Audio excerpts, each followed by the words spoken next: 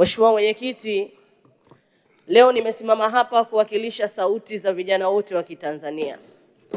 Vijana wanaotaka mabadiliko ya kweli. Hatma ya taifa hili liko mikononi mwetu sisi vijana. Na hii ni kwa sababu kwa zaidi ya 76% ya nguvu kazi ya taifa hili ni vijana. Na hapa ni nukuu kauli ya Nelson Mandela ambaye aliwahi kusema, the development of any nation cannot prosper if the generation of young people is left behind.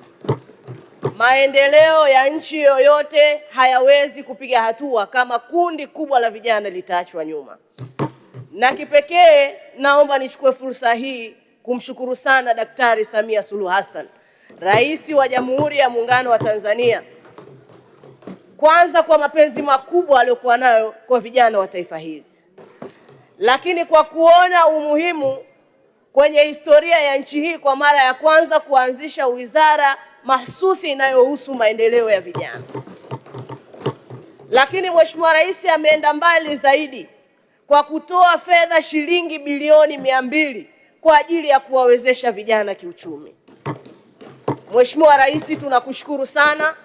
Kwa niaba ya vijana wenzangu tunataka kukuhakikishia kwamba sisi vijana hatutakuangusha Mheshimiwa Rais, na tunatambua kwamba tuna wajibu wa kuhakikisha tunailinda amani na utulivu wa taifa letu ili nchi yetu iweze kupiga hatua. Lakini tunaamini kama ambavyo nchi yetu imerithishwa hivi leo ikiwa kwenye mikono salama, sisi vijana tuna wajibu wa kuhakikisha tunaendeleza amani na utulivu wa taifa hili ili nchi hii iendelee kubaki kuwa salama. Lakini kipekee nimpongeze sana waziri wetu wa vijana, Mheshimiwa Joel Nanauka, pamoja na management nzima ya wizara kwa kazi kubwa na nzuri ambayo mnaendelea kuifanya, na kwa ubunifu mkubwa ambao mmeuonyesha ndani ya muda mfupi toka mmekabidhiwa jukumu hili na Mheshimiwa Rais. Sisi vijana tumeona uanzishwaji wa vijana platform ambayo wewe binafsi Mheshimiwa Waziri umezunguka mkoa kwa mkoa kwenda kusikiliza na kutatua kero za vijana. Hongera sana Mheshimiwa Waziri pamoja na watendaji wa wizara hii. Lakini pia nikupongeze kwa kuanzisha vijana call center, mfumo ambao unatoa uhuru wa vijana kuwasiliana moja kwa moja na watendaji wa wizara ikiwemo Mheshimiwa Waziri. Hili ni jambo la kupongezwa na la kuungwa mkono. Lakini pia nakupongeza kwa kuja na vijana uchumi challenge kwa ajili ya kuibua vipaji vya vijana wenye mawazo kwa ajili ya kujikwamua kiuchumi. Kwa hiyo nakupongeza sana Mheshimiwa Waziri pamoja na timu nzima ya wizara kwa kazi kubwa na nzuri ambayo mnaifanya.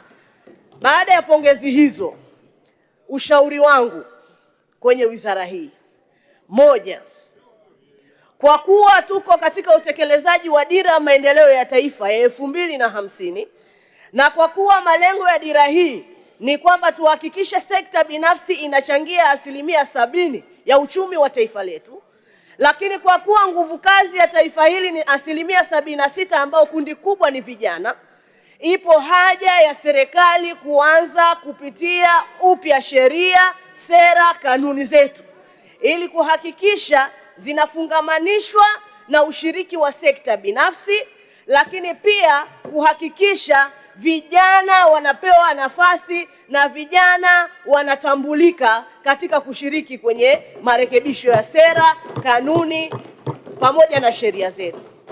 Kwa mfano, leo tuna sheria ya public private partnership ya mwaka 2023. Lakini ukitazama ile PPP Act na ukija kutazama sheria ya Procurement Act, unaona kabisa hatuwezi kufungamanisha vitu hivi viwili na tukapata tija kama inavyotakiwa. Kwa mfano, ukiangalia PPP Act inatoa fursa kwa mwekezaji mwenye wazo la kuendeleza miradi kupata hiyo fursa ya kuweza kuendeleza miradi.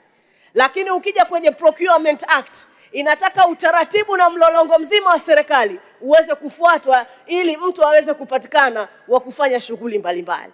Sasa unakuta Procurement Act mchakato unaweza kuchukua zaidi ya siku 90, lakini mbaya zaidi waombaji wanakuwa wengi, pengine hata yule ambaye alikuja na lile wazo asibahatike kuweza kushiriki kufanya lile wazo.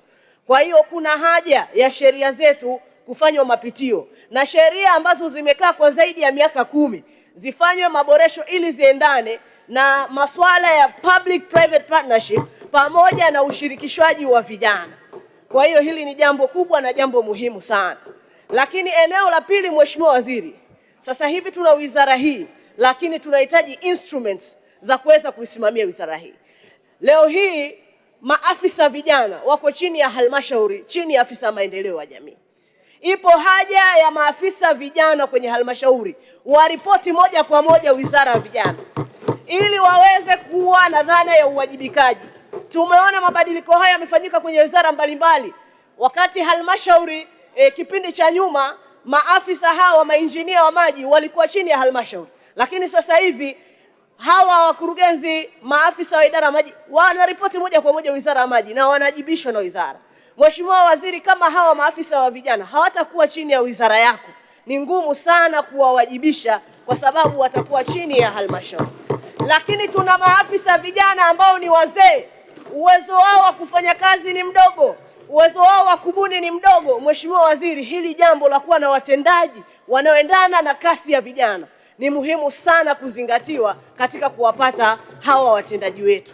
Lakini pia sasa hivi tuna sera ya maendeleo ya vijana ambayo imekuwa reviewed 2024, lakini pia tuna mkakati wa utekelezaji wa sera hii wa miaka 10 2024 mpaka 2034, lakini hatuna mpango kazi wa muda mfupi na muda mrefu ambao utatupa majibu, mpango kazi kuhusiana na umuhimu wa kupata masoko ya uhakika kwa vijana, mpango kazi utakaoonyesha mkakati wa kupata elimu ya ujuzi kwa vijana, mpango kazi ambao utakaoonyesha miundombinu wezeshi kwa ajili ya kukuza ujasiriamali na uwekezaji, mpango kazi ambao utaonyesha ushiriki wa sekta binafsi katika kukuza maendeleo. Kwa hiyo ipo haja ya kuwa na mpango kazi ambao utatupa direction kwa ndani ya miaka hii 10 nini tunaenda kukifanya. Lakini Mheshimiwa Waziri, eneo lingine ni hili la benki ya vijana. Nipongeze kwa kuwa na wazo hili na kuanza kulichakata. Ipo haja ya kuwa na benki ya maendeleo ya vijana. Kama tumeweza kuwa na benki ya maendeleo ya kilimo, tunashindwaje kuwa na benki ya maendeleo ya vijana wakati 76% ya nguvu kazi ya taifa hili ni vijana? Mheshimiwa Waziri, leo tuna program na mifuko 74 ya uwezeshaji wananchi kiuchumi, lakini pengine vijana wanafahamu mifuko 2 tu. Wanafahamu mfuko wa 10%, wanafahamu na mfuko wa maendeleo ya vijana. Lakini leo tuna mfuko wa Small and Medium Enterprises Fund, tuna mfuko wa maendeleo ya wajasiriamali, tuna mfuko wa bia kati ya sekta ya umma na sekta binafsi. Tuna mifuko 74. Tunatamani mifuko hii iratibiwe na benki ya maendeleo ya vijana ili vijana sehemu zote ndani ya nchi yetu waweze kupata fursa ya mitaji, kwa sababu changamoto kubwa ya vijana ni swala zima la mitaji. Mheshimiwa Waziri, kwa upande wa 10%, kipindi cha nyuma mchakato ulikuwa unawafeva baadhi ya watu na kuwanyima baadhi ya watu nafasi. Mheshimiwa Rais Dr. Samia Suluhu Hassan alisimamisha mchakato huu na baadhi ya maeneo sasa hivi pilot imefanyika kwa ajili ya hizi fedha ya 10% kupitia mabenki yetu. Lakini taarifa iliyopo Mheshimiwa Waziri, mabenki mengi mpaka sasa hawajatoa fedha hizi za 10% kwa vijana. Lakini pia kuna urasimu mkubwa wa utolewaji wa fedha hizi. Aidha, toka maelekezo yametoka ni takriban mwaka mmoja sasa hivi, tunatamani tupate tathmini ya uhakika. Je, kupitia mfumo huu wa benki pilot study inakuja na majibu gani? Kuna haja ya kuendelea nao au hatuna haja ya kuendelea nao, ili vijana huko kwenye halmashauri zetu waweze kupata fedha hizi? Mheshimiwa Waziri, kwa kuhitimisha, nataka niwaambie vijana wenzangu, tumekuwa na ulalamikaji kwamba hatushikwi mikono. Serikali imeanza kutushika mikono. Tuache kulalamika vijana wenzangu, tutumie fursa hizi zilizopo tuweze kujikwamua kiuchumi. Tanzania itajengwa na sisi sote, tushikamane kwa pamoja kuleta maendeleo. Mheshimiwa Mwenyekiti, naunga mkono hoja na kushukuru sana kwa nafasi.